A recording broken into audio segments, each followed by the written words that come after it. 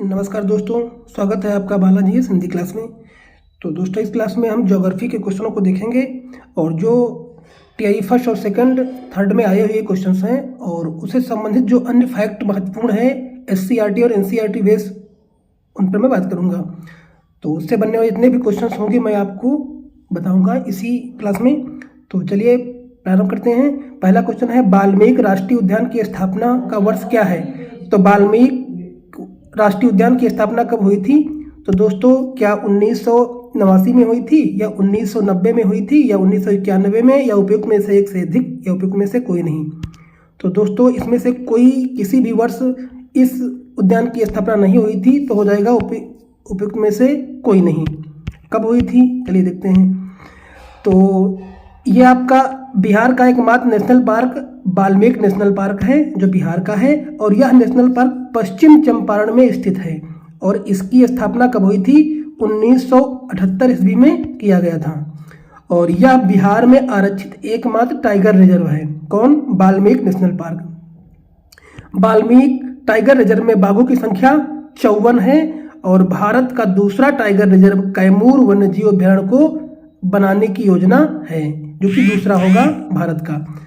तो ये कुछ एससीईआरटी और एनसीईआरटी बेस हूबहू वहीं से लिए गए हैं, जो कि एससीईआरटी बेस क्वेश्चन है। और आप जानते हैं कि एससीईआरटी से हूबहू क्वेश्चन जो है बीपीएससी उठाता है, और ये दोनों ही अगर आप देख लेते हैं एससीईआरटी और एनसीईआरटी क्वेश्चंस, तो निश्चय ही आपके सारे क्वेश्चन एग्जाम में मिलने की पूरी संभावना है। तो चलिए अगला क्वेश्चन देखते हैं। कोसी बांध परियोजना का अंग नहीं है? हनुमान नगर, नेपाल अवरोधक बांध, पूर्वी कोसी नहर, पश्चिमी कोसी नहर और उपयुक्त में से एक से अधिक, उपयुक्त में से कोई नहीं।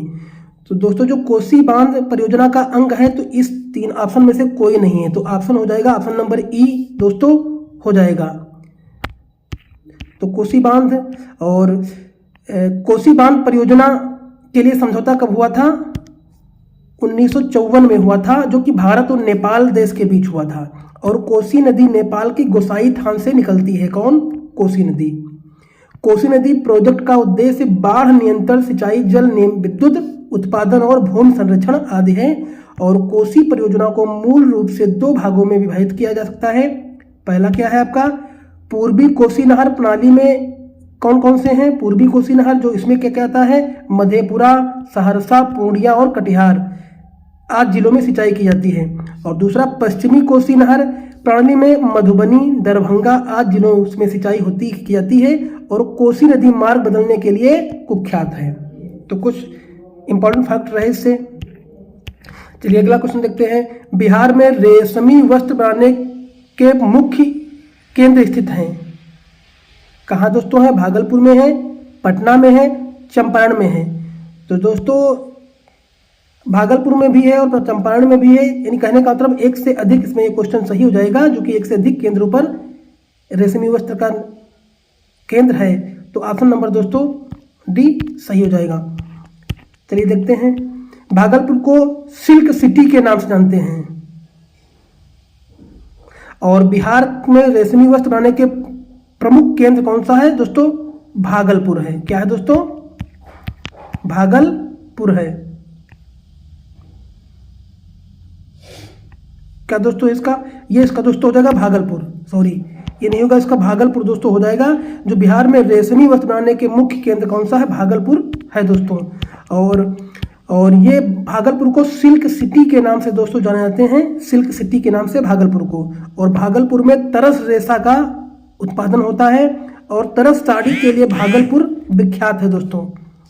और भारत में सर्वाधिक रेशम का उत्पादन कर्नाटक राज्य करती है और रेशम का अध्ययन क्या कहलाता है दोस्तों? सेरीकल्चर कहलाता है। और रेशम का जन्मभूमि क्या है दोस्तों?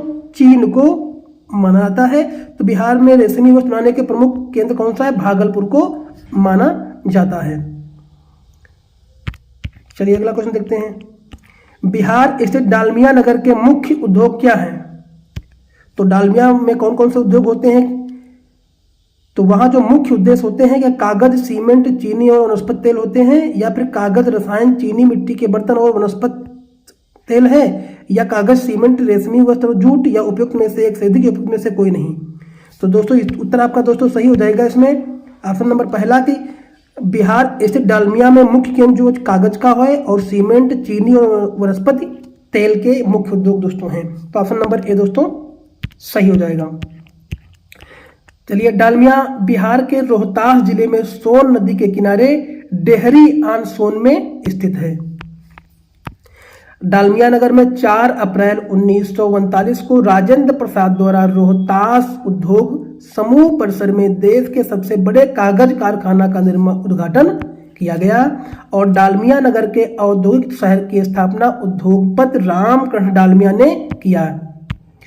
यह नगर 20वीं शताब्दी के तीसरे दशकों में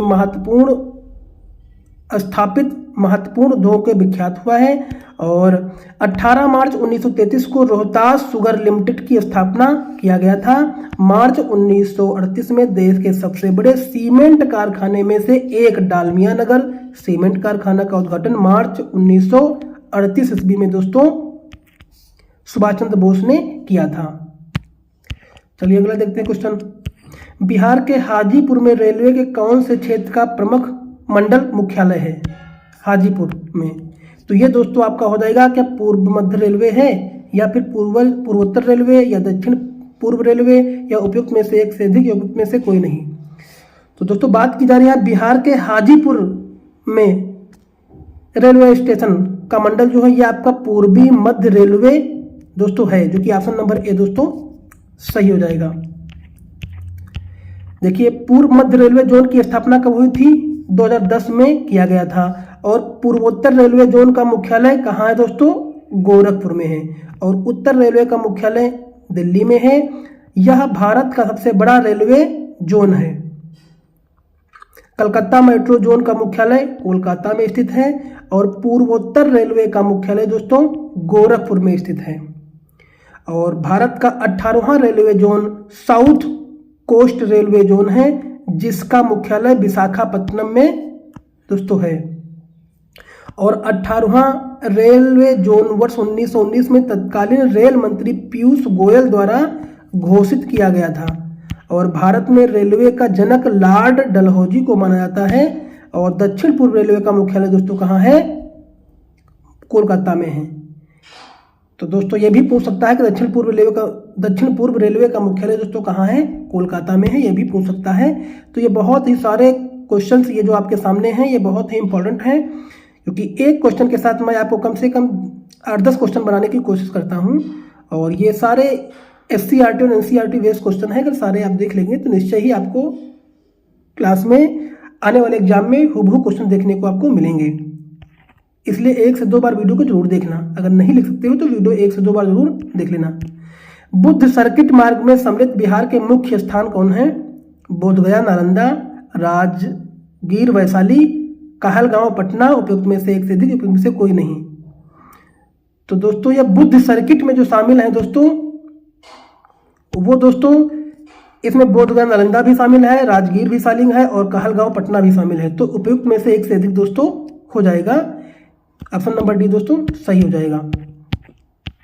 देखिए, बिहार में बौद्ध सर्किट में बोधगया, नालंदा, राजगीर, वैशाली, कहलगांव और पटना आदि शामिल हैं और बिहार में जैन सर्किट के प्रमुख स्थान वैशाली, नालंदा, जमुई आदि स्थान शामिल हैं। और बिहार में रामायण सर्किट, सूफी सर्किट, बौद्ध सर्किट और जैन सर्किट, साथ हेरिटेज सर्किट, कल्चर और इको टूरिज्म के क्षेत्र जुड़े हैं। बिहार के राज्य पर्यटन विकास निगम द्वारा पर्यटन के विकास के लिए सक्रिय रूप से भागीदारी निभाया जा रहा है। अगला, भारत पर्यटन विकास निगम ITDC की स्थापना 1966 ईस्वी में किया गया और यह पर्यटन मंत्रालय भारत सरकार के स्वामित्व वाली स्वायत्त निगम है। चलिए अगला देखते हैं। बिहार के चूना प्रधान भाट मिट्टी क्षेत्र की प्रमुख फसल क्या है? तो यहाँ जो बिहार के चूना प्रधान भाट मिट्टी क्षेत्र की प्रमुख फसल जो चावल भी है, गन्ना भी है, दाल है, तो उपयुक्त में से एक से अधिक हो जाएगा, जो कि ऑप्शन नंबर डी दोस्तों सही हो जाएगा। और असम घाटी में ब्रह्मपुत्र नदी की लंबाई कितनी है? क्या 700 किलोमीटर है या 725 किलोमीटर या 740 किलोमीटर, या उपयुक्त में से एक से अधिक या उपयुक्त में से कोई नहीं। तो असम घाटी में जो ब्रह्मपुत्र की लंबाई बताई गई है वो दोस्तों 725 किलोमीटर है, जो कि ऑप्शन नंबर बी दोस्तों सही हो जाएगा। देखिए असम की ब्रह्मपुत्र घाटी रायम्प घाटी का उदाहरण है, रायम्प घाटी का उदाहरण है। और असम घाटी की दो उपभागों में विभाजित किया जा सकता है, ऊपरी असम घाटी और निचली असम घाटी। ब्रह्मपुत्र नदी भारत में लगभग 916 किलोमीटर प्रवाहित होती है और ब्रह्मपुत्र नदी भारत से होकर प्रवाहित होने वाली सबसे लंबी नदी है कौन? ब्रह्मपुत्र। और ब्रह्मपुत्र नदी तिब्बत के कैलाश पर्वत श्रेणी में मानसरोवर झील से निकट चेमयुंग हिमनद से निकलती है। इंपॉर्टेंट फैक्ट सारे दोस्तों हैं। और ब्रह्मपुत्र नदी को तिब्बत में तांग्सपो नदी के नाम से जानते हैं। और ब्रह्मपुत्र नदी भारत में अरुणाचल प्रदेश के सादिया शहर के पश्चिम में प्रवेश करती है। अरुणाचल प्रदेश में ब्रह्मपुत्र नदी को दिहांग नाम से जानते हैं, ये भी इंपॉर्टेंट फैक्ट है। और असम में इस नदी को ब्रह्मपुत्र नदी के नाम से जानते हैं। और बांग्लादेश में ब्रह्मपुत्र नदी को जमुना नदी के नाम से जानते हैं। और ब्रह्मपुत्र नदी पर माजुली द्वीप है जो कि विश्व का सबसे बड़ा नदी द्वीप है। दोस्तों ये सारे इंपॉर्टेंट फैक्ट हैं, इनको एक भी स्किप करने वाला नहीं है, इससे क्वेश्चन बनने की पूर्ण संभावना है, तो जरूर ही इसको देख लेना।